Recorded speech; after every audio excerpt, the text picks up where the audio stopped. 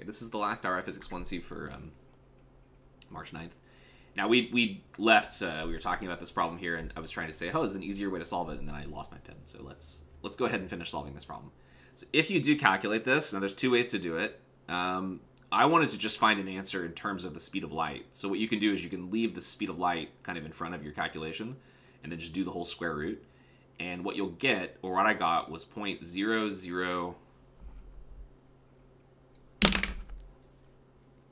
What did I get? 0.00924. We'll put that. Probably too many digits, but 0.00924, which you can see. So c is the speed of light, and the value of the speed of light, I said it, but I didn't write it down, is 3 times 10 to the 8 meters per second, approximately. And if you then multiply that answer that I got times the speed of light, then you'll get about it's approximately the same. You end up getting 2.77 times 10 to the 6 meters per second. And this is partially because this isn't the real speed of light. It's actually like 299 something. And it's also because I rounded off. But anyway, the point is that it's about 1% the speed of light. And in reality, what you'll learn, or 0.01c you might write, what you'll learn when you take Physics 1D is you don't really care how fast a particle's moving, actually, like the number. Really what you care about is the fraction of the speed of light it is, because it turns out that the speed of light is a universal speed limit. As far as we know, there's no way you can accelerate matter to the speed of light. It takes an infinite amount of energy to do so, so it's the fraction of the speed of light that you care about. And this type of calculation, by using electron volts, just naturally pops out the speed of light, or the percentage of the speed of light, so to speak, right? So yeah. Anyone here already taken 1D? Guess that's a no. Well, when you do, when you talk about special relativity, you'll see why the percentage of the speed of light is all that you care about, and electron volts helps you do that. Okay, so let us continue with this idea of electric potential. The next thing I want to talk about is something a little more tricky, although should be relatively familiar, which is the electric potential of a point charge. So just like we've done in previous chapters, we started off with something simple, which was a uniform field. And then we went from that to make the field of a point charge, and now we'll do the electric potential of a point charge. Something I want to mention is that there are 3 different things we have now that start with the word electric that are all different from each other. I'm going to summarize what they are over here. You've got electric force, you've got electric fields, and now we've got electric potential. You also have, in addition to this actually, there's also electric potential energy. All 4 of these are different, okay? This one is force, this one is fields, these are vectors, potential is a scalar, V, and the potential energy is also a scalar, U, okay? They are different things, F, E, V, and U. Force, field, potential energy. You need to be able to distinguish what these are when you're doing your homework, because when you're reading, if you read too quickly, you might think that you're supposed to find electric force, but they actually want you to find electric field, right? And now, you might see the word electric and you might think, oh, I'm finding electric field, but no, in fact, you're finding electric potential in the problem. So just keep that in mind. 4 different things. They all start with the same electric word. Force, field, potential energy, and potential. Okay, the electric potential of a point charge. Now, in order to do this, the first thing we want to do is just draw a point charge and then create some electric field lines for it. So let's do that. We use green. So a point charge has electric field lines that tend to point radially out away from it. And maybe, is it okay with y'all if I don't draw all the field lines? If I only draw field lines in one region, is that okay? Like just this region here? You all know that the field lines actually go this way. And you know what I'll do? I can freehand the rest of them because we're not going to use those. So it's basically going to be like this one, this one, this one. Like that. So that's our electric field of a point charge. And we know what it's equal to as well. We know that the electric field is equal to K, the electric constant, divided by, or times Q, divided by R squared, where R is the distance from the point charge out to the point that you're located at. And then we multiply by R hat, the unit vector associated with R, the position. All right. So now what we want to do is, in order to define what electric potential is, we're going to need 2 things. We need to have another charge that we're going to put into this field. We'll call this one... Is it okay if I call that one little q and I call this one big Q? So big Q is like the source of the field, and little q is the charge that's moving through the field. Yeah, that's all good. And so now what we want to do is to define the electric potential difference between 2 points. So for that, we're going to need a path along which this particle can travel. So let's say it travels along a path like this, maybe? I think that should work. So it starts at point A, and it moves to point B. Okay, so that's our path. I'll just write down here. Where can I write it? Over here. This is our path. So maybe it's you're physically moving it. Maybe you take this charge and you move it along this path, and you move it basically from this point to this point here. Now, why do you need a path? Well, you need a path because our definition of what the electric potential difference is going to be the integral from A to B. There's a negative sign out in front of the electric fields, and you have to dot product with ds, keeping in mind that ds just means the path. So ds is basically like, I'll draw it on here, a little vector representing the path. I'll draw it kind of larger than we need to, though. So I didn't really make this curvy enough, did I? All right, I have to fix this.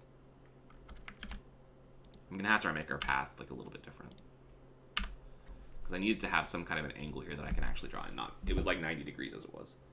So let's say our path at this point comes through like this, and then what it does after that doesn't matter. And before it. So there's our path. And what I wanted to do is then, I want to come in here and draw a vector to represent what ds is. So ds is a line element that points basically... I'm drawing it bigger than I need to, but that is going to be our ds vector. In fact, maybe it makes sense to make it a different color, like make it blue, so that it stands out. So ds is a line element of the path, which means that it basically points perpendicular to the path. Or, sorry, tangent to the path. Tangent to the path. Okay, so that's our vector ds. And yeah, I think we're set to do what we need to do here. So, okay, delta V is equal to this thing, right? So we need to work this out to find what the potential difference between points A and point B are, right here, right? So let's do that. So the first thing we're going to do is we're going to plug in. We don't know what these limits are, by the way. Like, we don't actually know what variable we're going to use here. We just know that this is the path that we're traveling along. So that's all we know. We will introduce what those variables will be in a second. So they're just, this represents the starting point at point A and the ending point at point B. Okay, and we'll plug in the actual values of what we're going to use there in a second. So this is what we plug in. We put in K times Q, and because the charge at the center I'm calling big Q, it's going to put that right there. And we divide by r squared, and then we need to do this dot product. R hat dot product with ds. R hat dot product with ds. So what is r hat? Well, r hat is a vector that points along the radius from this point to this point. In fact, we can draw in here that this distance from here to here is what we would call r. And r hat would be a vector that basically just points in that same direction, like this right here, making an angle here that's equal to theta. So theta is going to be the angle between r hat and ds. Okay. Now, in order to simplify this, what we can do is just say this is going to be the integral. In fact, here let's actually plug k and q are going to be constants. So this is going to be the integral of r hat ds, which is going to be equal to the magnitude of r hat multiplied by the magnitude of ds, which we could just write by writing ds. And then we have to also multiply by the cosine of the angle made between the two of them. And then we divide by r squared. All right, so when I do r hat ds cosine theta, what is that actually equal to? Let's talk about that piece. So r hat ds times cosine theta. What I would argue is that this quantity, ds cosine theta, is effectively going to be the projection of ds onto that green vector right there. Would you all agree with that statement? Yeah. So what would that look like? Well, what it would look like, I don't think there's enough room to do this. Are you guys okay if I just make ds really big now? Because I don't want to try to squeeze in a bunch of. Let's just make ds stupidly long. Okay. That's fine. All right. It's technically an infinitesimal distance, right? But that doesn't matter. We could just say we zoomed in really far. Okay. So when I do ds cosine theta, you all know that what that basically means is it's like dropping a perpendicular. I'll just use red, I guess. It's like dropping a perpendicular down to my line like this and I can construct a right triangle where that's my right triangle right there. And then the projection onto this vector is basically going to be like the R component, you know? So that projection, maybe we'll use purple. That projection is going to look like this, right? I mean, this is just basic, like, trig stuff from your, that's R hat. I'll move it down just a little bit. But that little purple line right there is what this represents. Let me make it purple so it's pretty clear. Understand? This thing is that purple line. Because ds cosine theta is going to be that side length right there, right? Because this piece is equal to 1. So really, this is just equal to ds times cos theta. But if you think about it, because at any point along this path, you're doing r hat dot ds, basically you're always getting this projection, this purple projection, down onto your field line vector or down onto your r vector. Because I define this distance here to be r, but I could also make it a vector and just say that vector is r, and then ds cos theta is the projection onto that direction. But because it's the projection down onto that direction, then this is equivalent to just saying, maybe, can you all figure out what's another way I could write this? Well, if it's pointing in the same direction as r, the cosine of theta would just be 1, right? No, it's not. It's not. The angle is still here, right? The angle is still here. Oh, okay, yeah. Yeah. ds, we could use an infinitesimal arc length element. Yeah, I guess we could. That you're thinking of the s equal to r theta. So that ds would be. I don't know if this actually works in this case because we're not really looking at an arc length. We're actually looking at. Look at this. It's a radial direction, right? You see how it's a radial direction? Now think about this. ds represents a small change in your path length, right? Just as a way to talk about this, like. ds would be like, that's like saying you can break up your path into tiny little pieces, like little tiny arrows. It's like instead of making a continuous line, you just say, oh, we just break our line up into a bunch of tiny little pieces. Every one of these represents ds, right? So it represents a tiny change in the path. You move from one point in the path to like the next point in the path, basically, right? However, because we did a projection onto the r axis, so to speak, it's like the r axis in a way, the r direction in a way, then I would say that we can say that ds cos theta is basically just equal to the change in the radial direction, dr. So it represents, when I do r hat dot ds, what that tells me is how much does ds change. I don't care how much it changes in the tangent direction, tangent to the path. I only care how much the path goes in and out of the radius, basically. True. Or dr. I'll repeat that again because it's a really complicated idea, I think, but it's not that complicated. But you know, line integrals are not easy, and trig is not easy, and it's not, especially when you start introducing infinitesimals. So what ds cosine theta represents is how much does the path change in the r direction. That is to say, how much does the path move in and out? I don't care how much the path moves left and right. I care how much it moves in and out, right? And just to give you an example of that, if I drew a path over here, Oh, that's awful. I think I see. Suppose I drew a path that was a perfect circle. Okay? Suppose I drew a path that was a perfect circle so that this side is R and this side is R right here. What would the change in R be on such a path? It's just 0.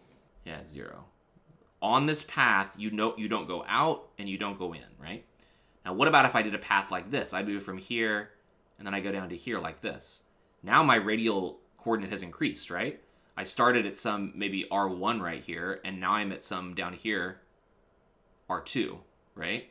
So the radial path increased. So that's what this is telling us, is that we don't actually care about how much you change in the direction you're moving. We only care about how much the radius changes. And that allows us to really simplify this calculation, okay? That allows us to say, well, now, KQ integral, r hat ds cosine theta simply becomes dr over r squared. And now we can do this integral, right? That's easy. This integral is easy at this point, right? We also now know what the limit should be. Okay? It doesn't matter how wiggly our path is.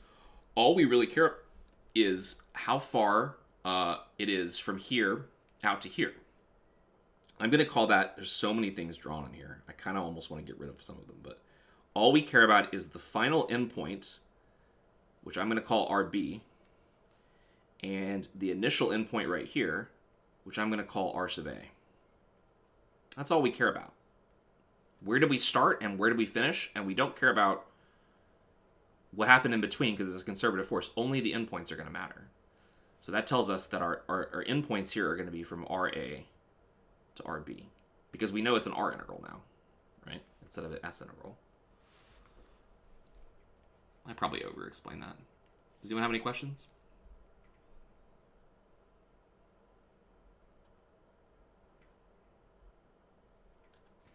We can do the integral though, right? Everyone's pretty comfortable with that, right? What's the integral of 1 over r squared? Minus 1 over r.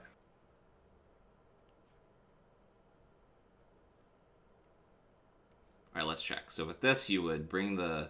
This is like negative r to the negative 1, so you'd bring the negative in front, and you get negative r. You get positive r to the negative 2, yeah. We need to evaluate that from RA to RB. This is then going to be, this is our delta V.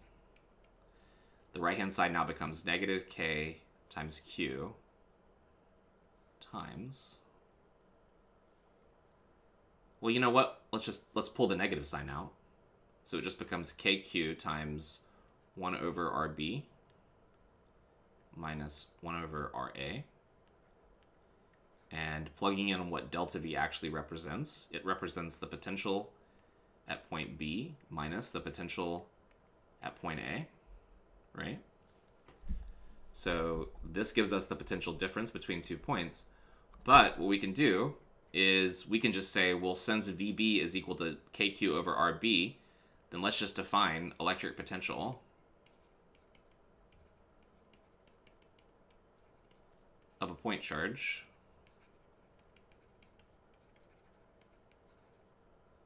to be equal to V is equal to K times Q divided by R.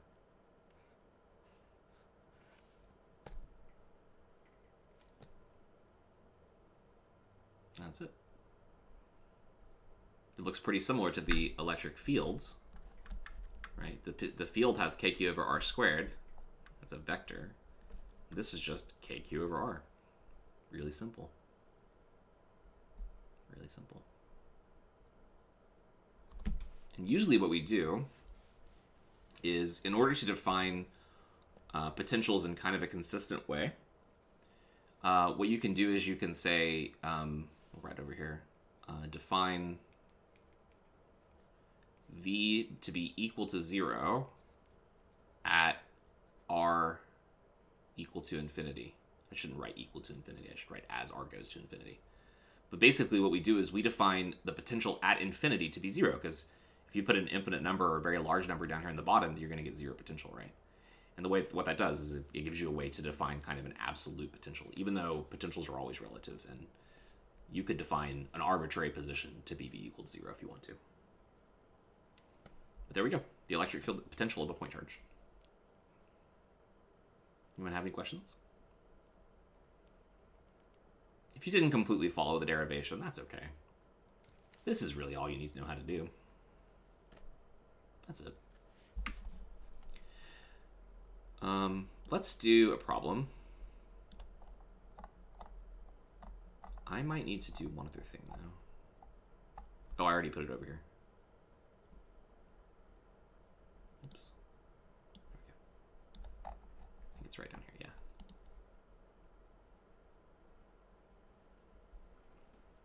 I think we can do this one. I may have to do an aside while we're doing this to say some things, though. All right. So you have 2-point charges, and they are set up like this: -6 microcoulombs on the y-axis at y = 3. This is the origin of our coordinate system, and we have a 2 microcoulomb charge positive on the origin, and we want to find the total electric potential due to these charges at a point P whose coordinates are 4, 0, right there. And what we'll do, and I said that the electric potential due to a point charge is equal to K times the charge divided by the position, but if you have multiple point charges, you can just sum them up. So if I have several different point charges, then to find the total potential, you're just going to sum over every single charge. Like this. Just from I = 1 to n or whatever. Because it's a scalar, so it's super easy to add. And, you know, just like electric fields, you can find the electric field at one location by finding the electric field due to every other piece and then adding them up. Same thing works for electric potentials. So let's do that for this problem. So at point P, we'll just say the electric potential at point P is going to be equal to K times one of the charges. Let's start with this one right here. We've got the 2 microcoulomb charge. And then we divide by the distance, okay? So the distance is just the distance from this point to P. So that's 4 meters. And then we add to that the electric potential due to the other one. This is one of the situations where when you plug in the charge, if it's a negative charge, you need to put in the negative sign. So this is going to be 6 microcoulombs. And we divide that by the distance between this point and this point. Can anyone tell me what that distance is? Does this triangle look familiar to you? It's 5. Is it 5? Yeah, it's 5. 3, 4, 5 triangle. So we divide by 5. And again, it's not the perpendicular distance, it's the actual distance between the points. And yeah, there we go. That's going to give us the potential at point P. So let's plug in what K is, right? K is 9 times 10 to the 9. All those units. It's in both terms, so we can factor it out.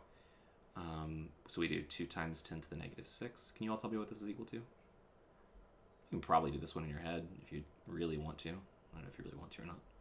This ends up being -6 to the -6 coulombs divided by 5 meters. The fact that one of these is negative and one of them is positive means you can probably find a place on this picture where these add to 0, right? All right. So 9. This is a half, which would be 0.5 plus or minus 1.2, which would be -0.7 times 9 would be 6.3. So -6.3 times 10 Yeah, to I the- got the same. times 10 to the third. Yeah, 6,300, yeah. And the unit for that's volts. It's one of these weird things where the unit is the same as the symbol. 6,300 volts. That's the electric potential at that location. Now, knowing the absolute potential at a particular point isn't often enough. You often need to know kind of between this point and another point what the change is, but you can still calculate it. So this would be relative to infinity. Like, that's the value of the potential where V equals 0 as R goes to infinity. Right? If you're infinitely far away from the charges, they don't really put much of an effect on you. Okay, anyone have any questions?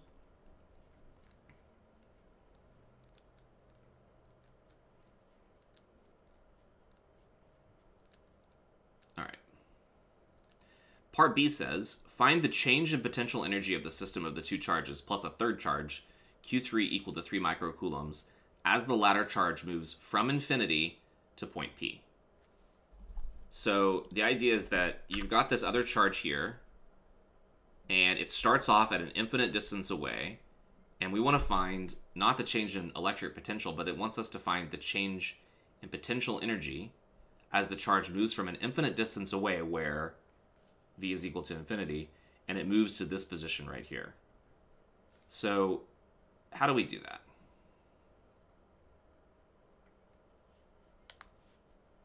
How do we do that? So Q delta V? yeah, that's right. That's the answer. You just do Q times delta V. Okay? Where in this case, your Q is going to be this guy.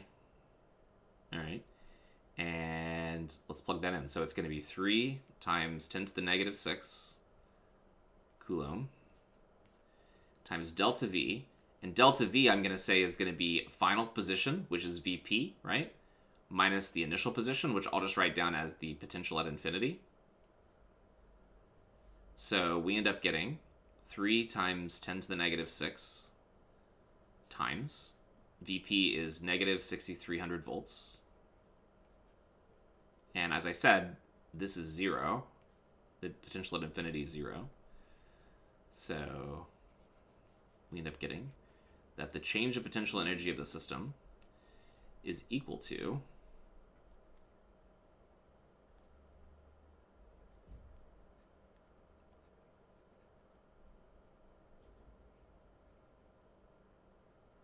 probably something like this. Is that right? Zero, Point zero one 0.0189. Okay. Just need one more 0 in front of it, you're saying. So it's 0.0189 joules. Or we could probably write it in a better way. We could write it as 1.89 times 10 to the negative 2 joules. We could write it as centijoules, but I don't think that's anything someone normally writes. That's the amount of joules or the potential it gains from moving. Okay. That's the change in the potential energy of the system. So the system now contains more potential energy. And what would that even mean? That the system now has increased its potential energy. I would argue that what it means is that if you were to then take this positive charge and let go of it, so you leave the other two sitting still, I believe what this is telling us is that this charge would feel a force that would tend to push it out of the system. Shouldn't it be negative? Oh, is it negative? I was going to say, I was looking at the system and I was like, what I said just doesn't even make any. I was like, how am I going to convince people that this is true? Yeah, this is negative. That makes so much more sense. Okay. So the fact that it's negative means that the opposite is true. If released from rest, since... Oh yeah, it's -6 Coulomb. That's -6. Okay. Yeah. So if it was released from rest, this would tend to be attracted towards the system. The system will become more bound, I believe, right? Because this positive charge is clearly going to be attracted to the largest charge here. Right? It's going to be attracted up to that guy. Now, there's another way we can do this, and it's going to be useful for you to know it for your homework. So I want to kind of, as an aside over here, I want to make a couple statements about this. Let's say that I give you a system, and that system just has one charge in it, okay? And at some distance away from that charge, a distance that I'm going to call R12, okay?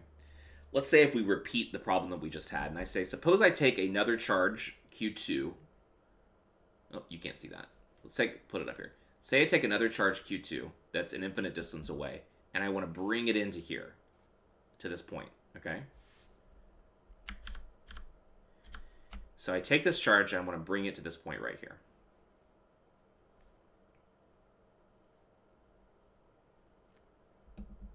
Then we can basically do something similar as to what we did here. We can say, exactly what the change in potential energy would be. Okay? And I would argue that you start off at 0, and that the change in potential energy in this situation, where can I write this, would be equal to the starting potential, which was K Q1 over R12, and then we would multiply that by Q2. That would be the change in potential energy. And if writing it that way doesn't immediately make sense, I'll write it, I'll do a step in between just to make it more clear, to make it look like the problem we did before. The change in potential energy should be Q, which in this case is Q2, times delta V, right? What's delta V going to be? It's going to be the potential due to point, at this point right here, which we'll call the potential due to charge 1, minus 0. Because it came from an infinite distance away. So Q2 times V1 is going to give you some expression that looks like this. And I would go even one step farther to define that since the system started off with 0 energy, that this expression right here basically represents the amount of energy contained between 2 point charges.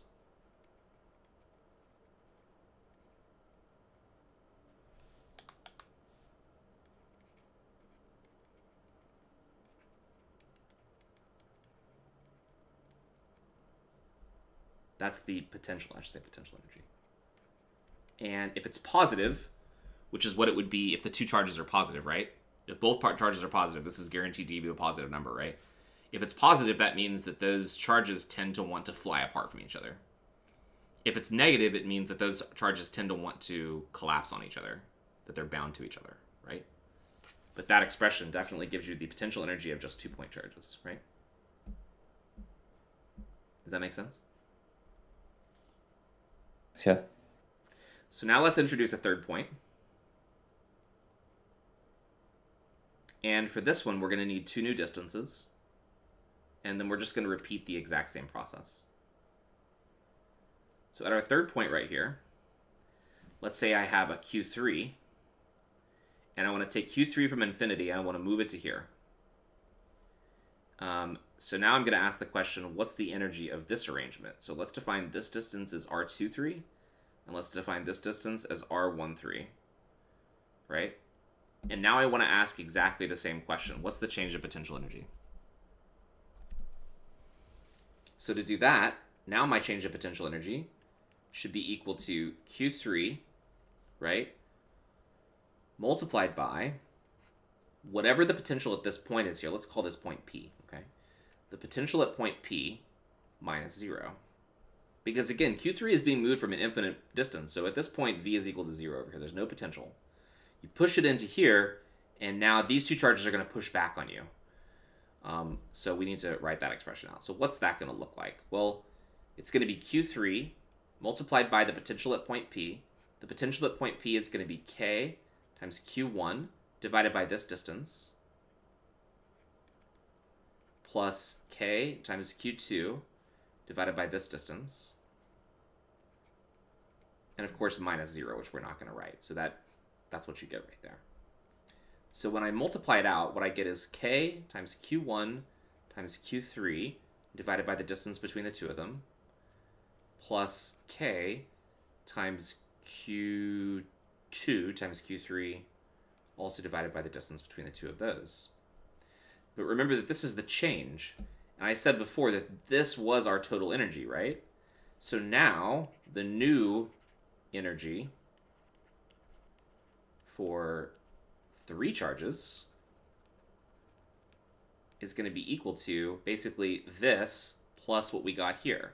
So all we need to do to this expression, I'll just copy paste it down, for this one is to add on this one, right? So for 3 charges now, we're going to get plus K Q1 Q3 divided by R, nope. Sorry, I'm rewriting this expression. K Q1 Q2 over R12.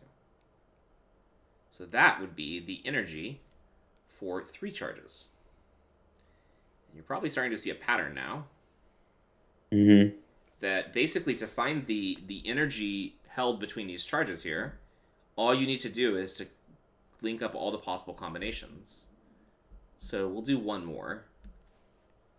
Although it's Taking two at a time. Huh? Two at a time. Taking two, yeah. So let's say for our last one, we plug in here, we put a Q4 right here, okay? How many lines do I need to draw? I gotta draw a line to every single combination. So from there to there, from there to there, and then I also need to go across from here to here, making kind of a little kite thing.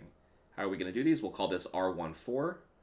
We'll call this one R24, and we'll call the total distance between those 2 points R34. And now if I want to write the energy for 4 charges, how many terms am I going to get? How many additional terms am I going to get?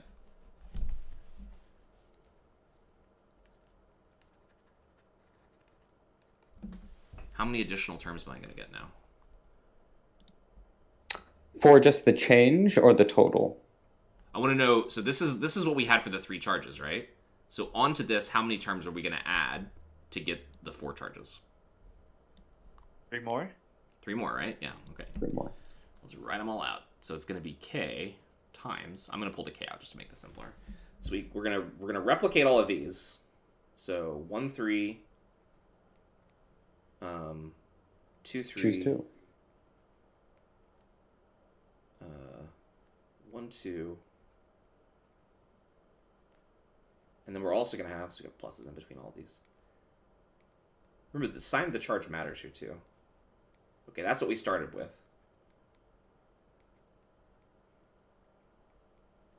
And to this, we have to add all the 4 combinations. So that's going to be Q1, Q4, Q4, Q2, and Q4, Q3, plus R14, the distance between 1 and 4, R24, which is the distance between 2 and 4, and then R34. And there we go. I think you have one on your homework where you have a bunch of charges at the corners of a cube. Cubes have, what, 8 corners? So you'll have a lot of terms, but a lot of them are going to be the same. Anyway. It's just n choose 2. Yes, that's exactly what it is. It's n choose 2. That's right. Yep. I think it always ends up being...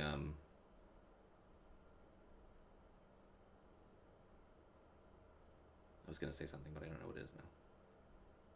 Yeah, there you go. That's how you find the energy of these kind of systems, basically. You don't have any questions?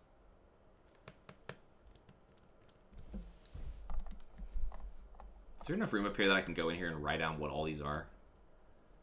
See, the thing is, like, electric force is like Coulomb's law, KQ1, Q2 over R squared, right?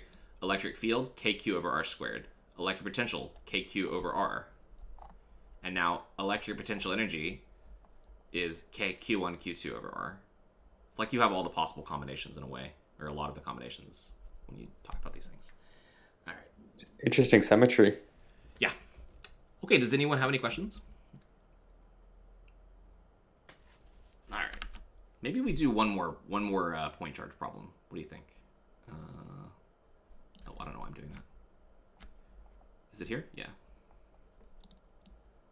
Yeah, maybe, well,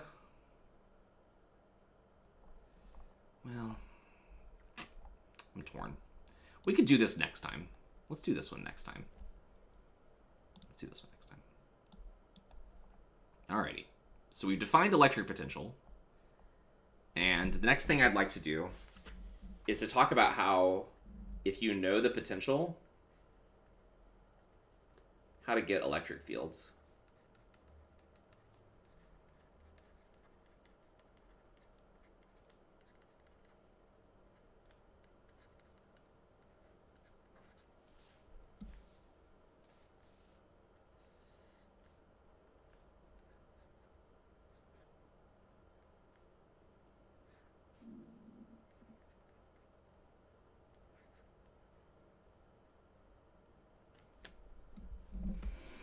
So let's say in a system, you calculate the electric potential, just like we did in the previous problem. It's very easy to do for point charges.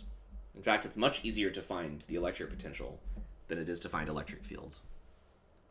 Why is that? Why would it be easier to find electric potential than electric field? Well, potential is a scalar, right? Yes, yeah. If you think about the last problem we did, the first thing we did was to find the potential at point P. And it took us all of 3 lines to do that, right? Very, very short calculation. We didn't need to draw vectors. We didn't need to use sines and cosines or trig or anything like that, which we would have had to do. If we found the electric field at point P, it would have been a much more rigorous, a longer calculation, because we'd have to find the size of the field coming from this negative charge, which would be pointing upwards to the left. But we have to break that into components. And yeah, it would just take more steps, right? So what if you could avoid all those steps by simply finding the electric potential and then basically somehow pulling this electric field out of this equation right here, okay? So here's how we can do it. Instead of writing this like this, there's another way you can write this exact same equation. We could write it like this.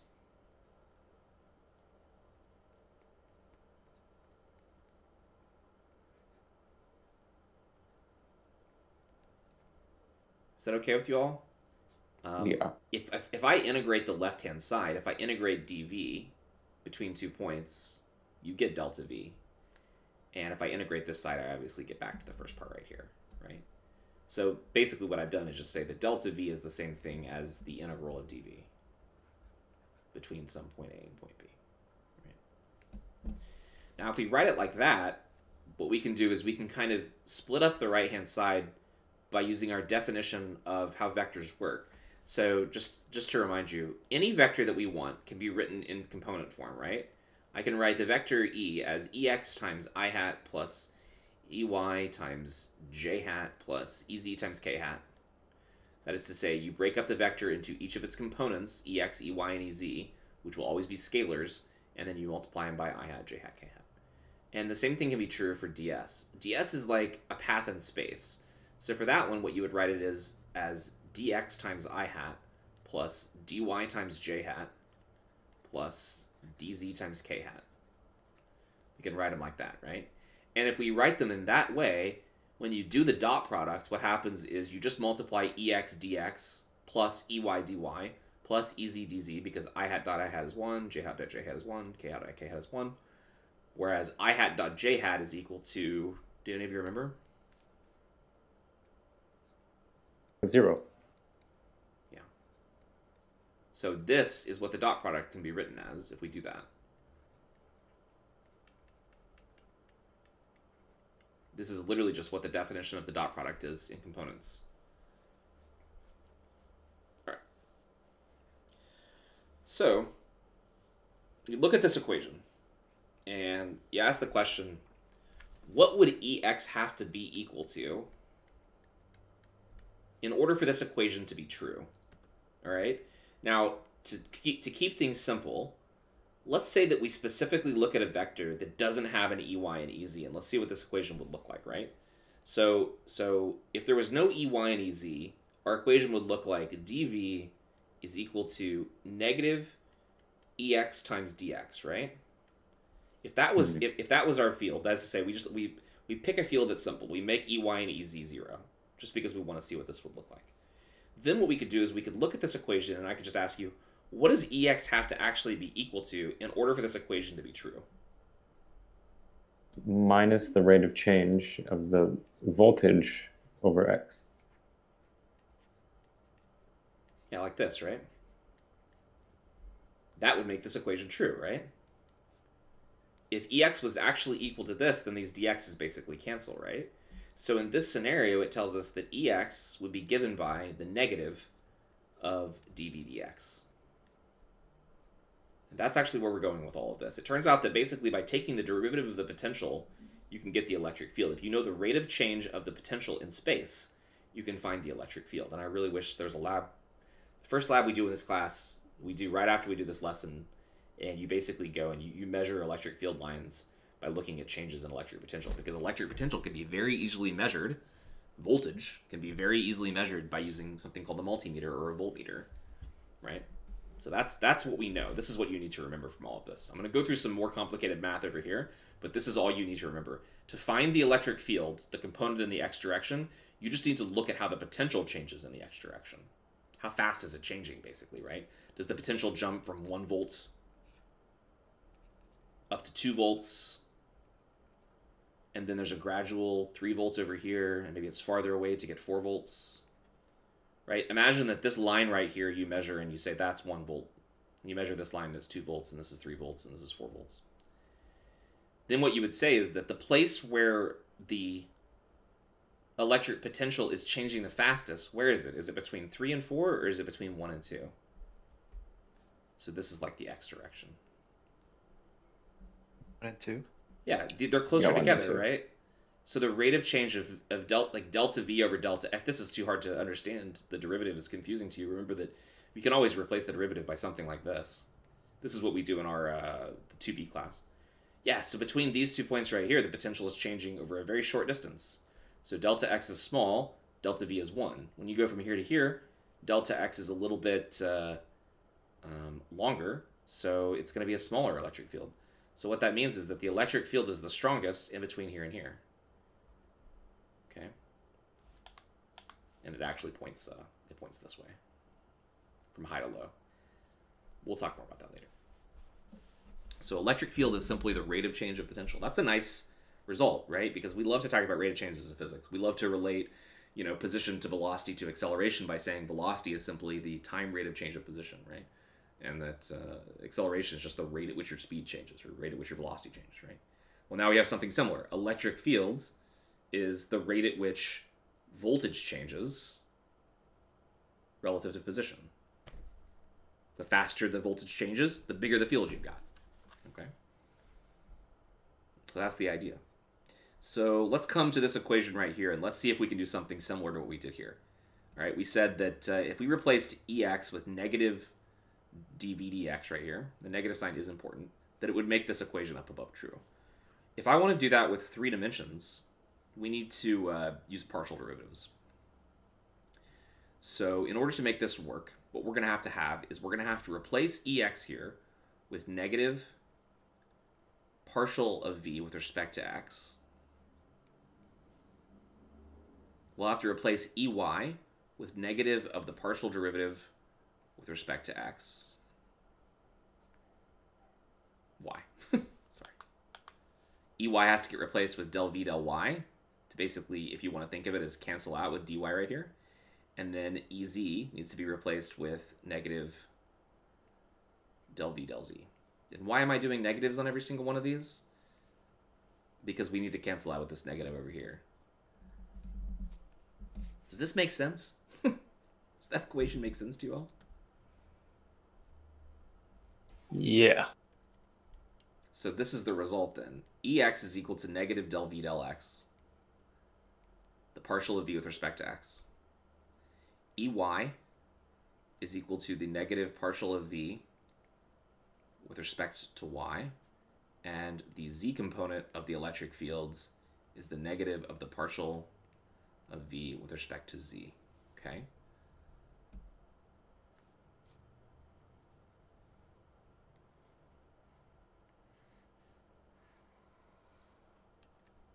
If I want to know the size of the electric field in the x direction, I just need to know how fast does the potential change in that direction.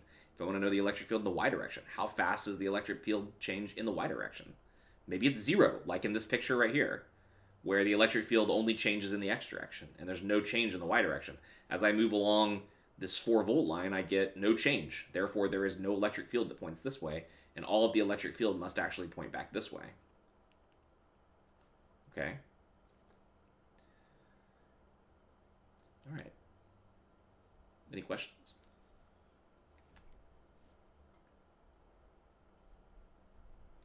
Now, we could write this whole expression in a much more succinct way by using the Nabla operator. What do you all call this? The del operator? Gradient? Yeah, del. No. Gradient means a very specific thing. We're going to use the word gradient here in a second, but I want to be clear. This thing is not the gradient. It has some different name. What do you all call it? I think it's the del operator. Del operator. Okay. It has a lot of names. Nabla is the one that I used when I was in college. I don't know if people still use that anymore. So this operator, what it looks like is this. It's del x times I hat plus del del y times j hat plus del del z times k hat. And with that definition, what we can do is we can say that the electric field is equal to the negative, and now we can use the word gradient, the gradient of the electric potential. And if you write that all out, which I'll do right here, this is what you get. So it says del del x times v, so that's negative del v del x I hat plus del del y times v, so that's negative del v del y. These are all partial derivatives. If you don't know what a partial derivative is, I'm going to explain it here in a second when we do a problem. Plus del del z, it's a negative again, of the potential.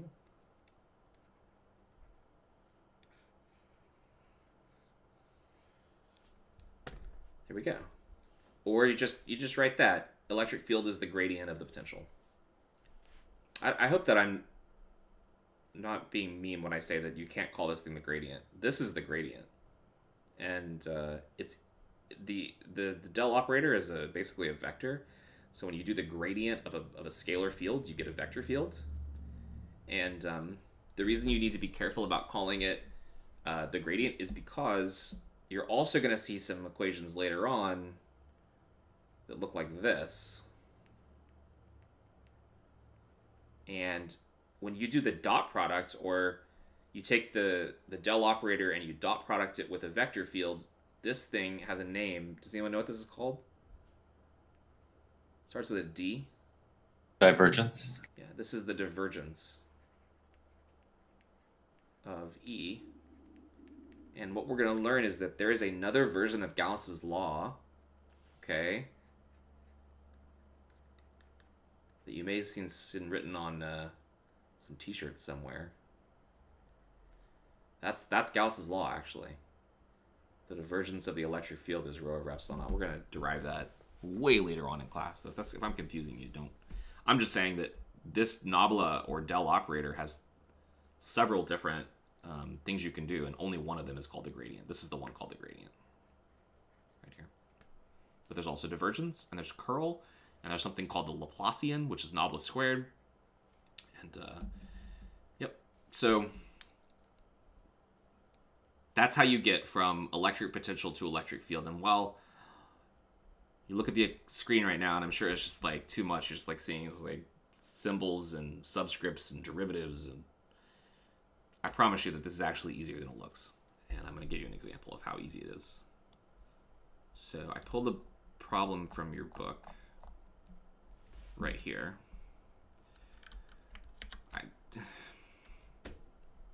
There's some words in here we don't know yet. We might not be able to do all the parts yet. I mean, we could do them, but I might want to define what an equipotential is first. So we're just going to go ahead and do what we can with this problem. All right. So what we have is that the electric potential V in a region of space, I think we have time to do at least the first part of this problem, is given by potential of x comma y comma z is a times x squared minus 3y squared plus z squared, where a is a constant. We want to derive an expression for the electric field E at any point in this region, and then the work done, we do other things. But let's just do part A first. Let's just do that. So given that we have an electric potential V of x comma y comma z that's equal to a times x squared minus 3y squared plus z squared, where I guess the units of A would be something like volts per meter squared or something like that to make this work out. We now want to find what is the electric field, basically. And to do that, we could just use that equation right there. So let's do it part by part. So the x component of the electric field is the negative of the partial derivative of the potential with respect to x, right? What does partial derivative mean?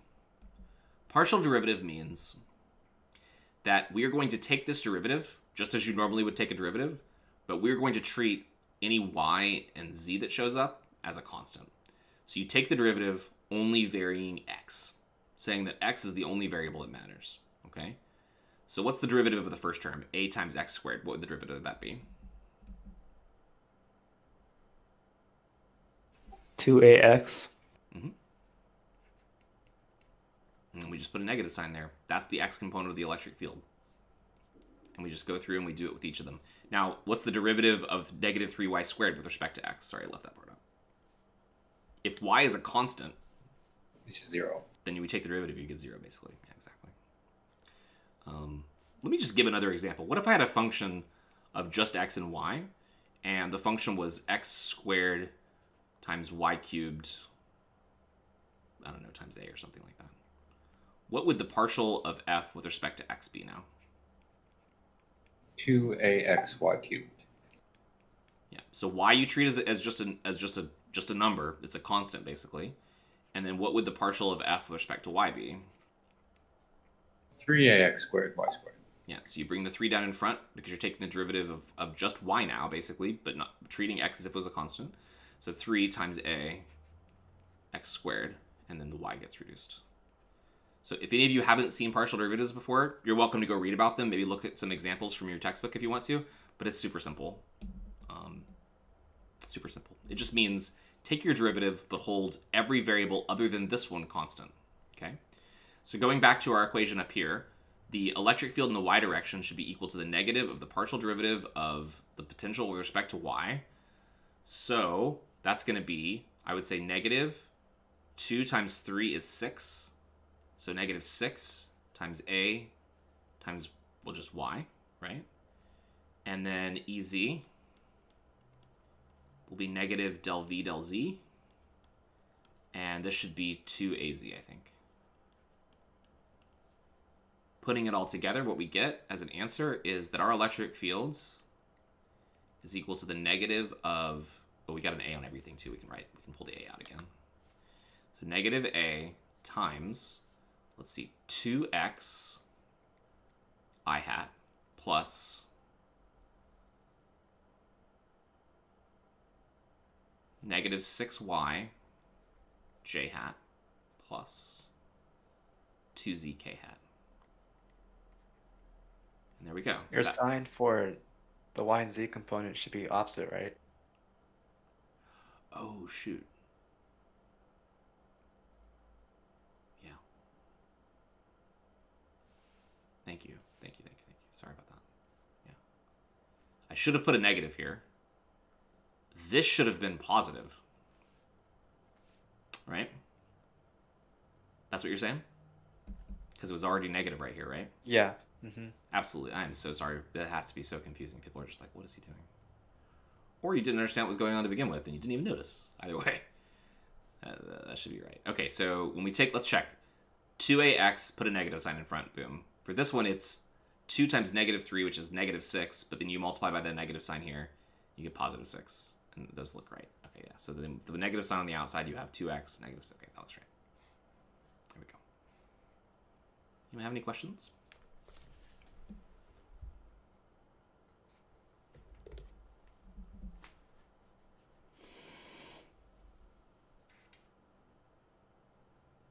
Should we do part B? Do y'all want to do part B? Might as well. I don't think I want to set up a whole new problem. And let's just... I haven't ever looked at this problem, by the way. I just pulled it out of the textbook because I saw that there was a function that was really easy to take derivatives of. Part B says, the work done by the field when a 1.5 microcoulomb test charge moves from point XYZ, which is this, to the origin, so 0, 0, 0, is measured to be 6 times 10 to the negative 5 joules. We want to determine the constant A. What would be the easiest way to do that?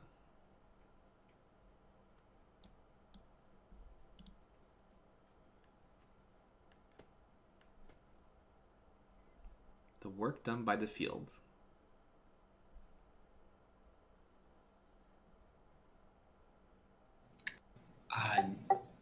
Negative, there's a change in potential.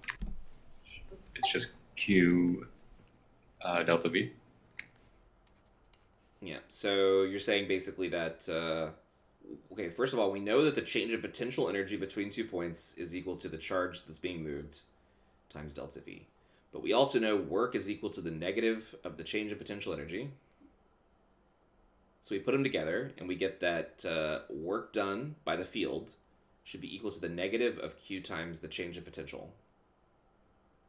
Okay. Now, there's technically two ways to do this. One way would be just use an integral.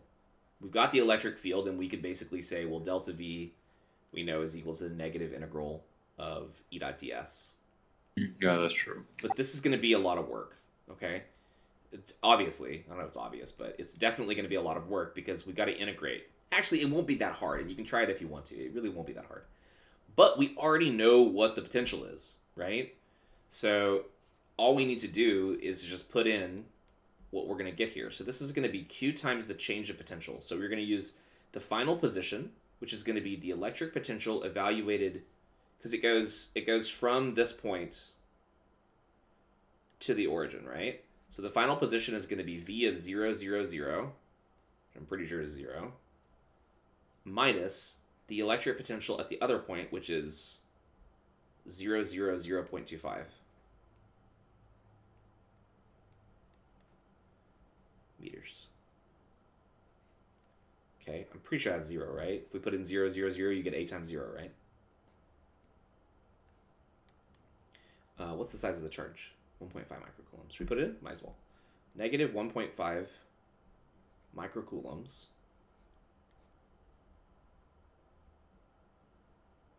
It's positive, right? Okay. Work on the left-hand side of the equation is given to be 6 times 10 to the 5 joules. So 6 times 10 to the negative 5, joules.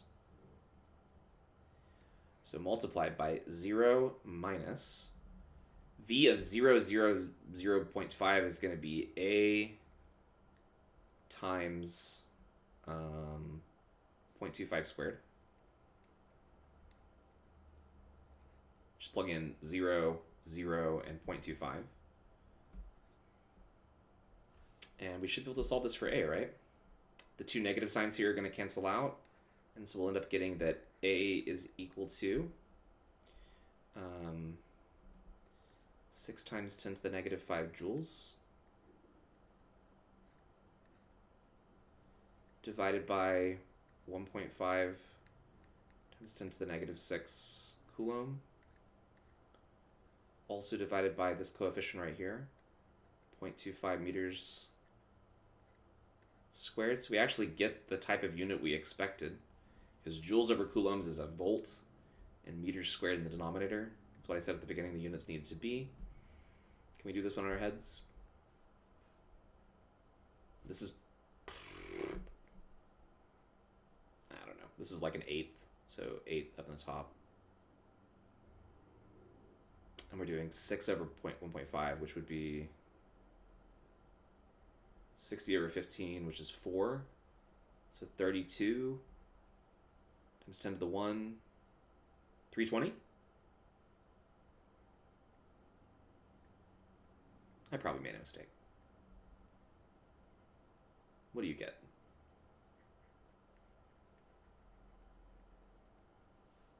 Number 1. Got 638. Oh, really? Oh, okay. So it doesn't work out nicely. Really? I got 640 actually. Now, 640 I could believe. All right, 6. Maybe it's just, I don't know, I'm not sure.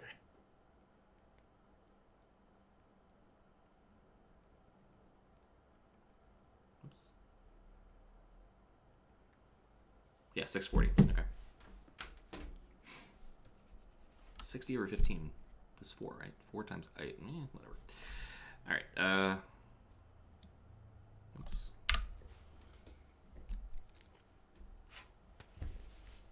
640 volts per meter squared. You don't have any questions about that?